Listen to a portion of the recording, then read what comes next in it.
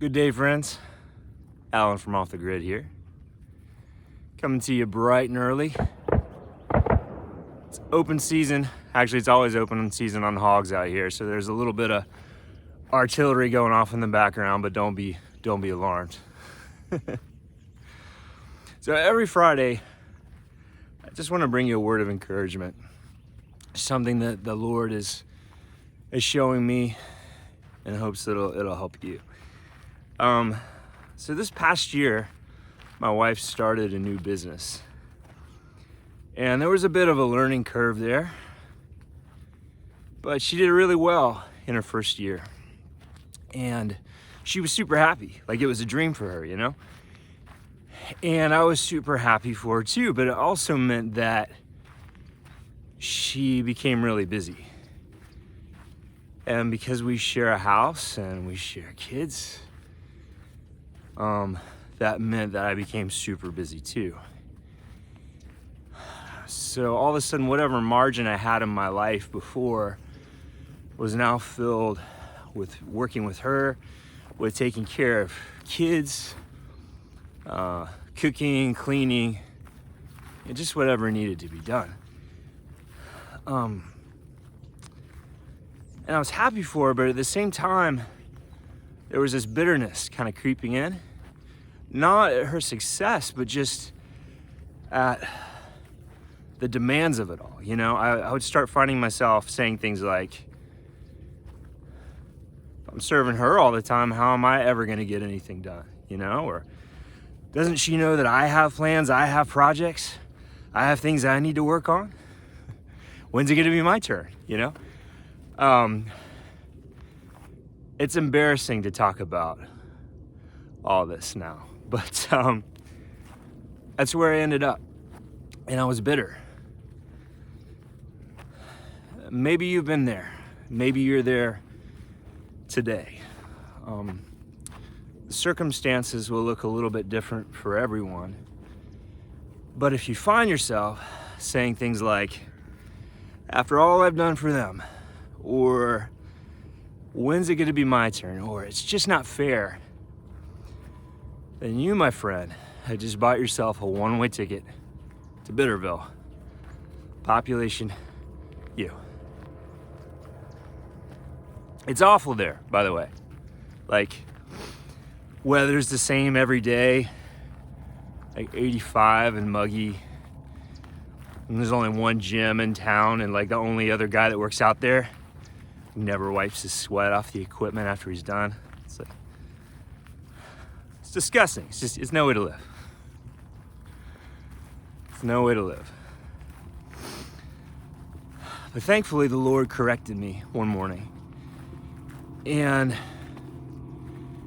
He didn't chastise me so much, but He opened up my eyes to all the beautiful things in my life that I have to be thankful for, specifically my wife. And I just became filled with gratitude. I mean, just so thankful.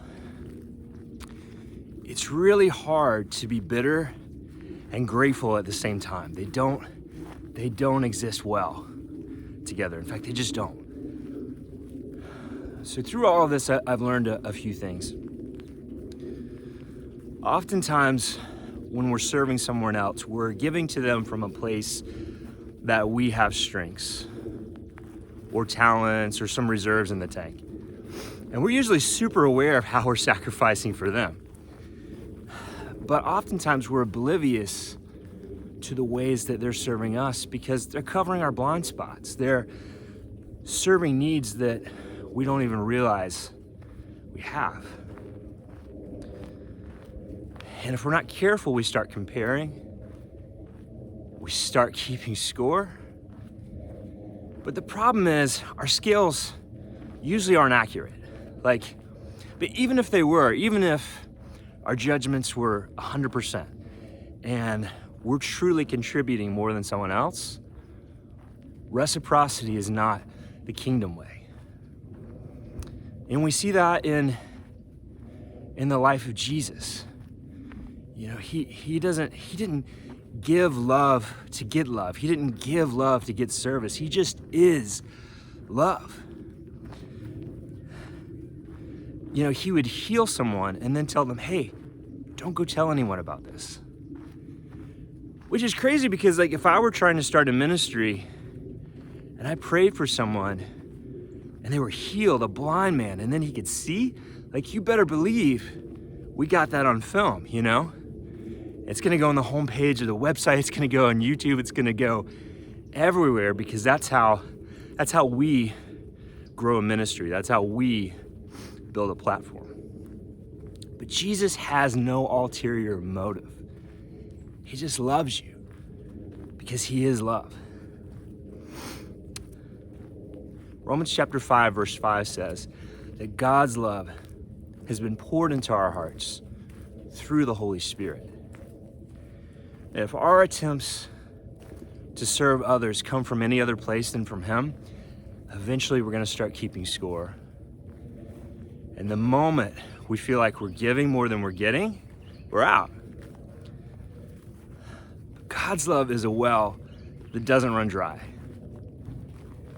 And when we draw from that well, we can give and give and give.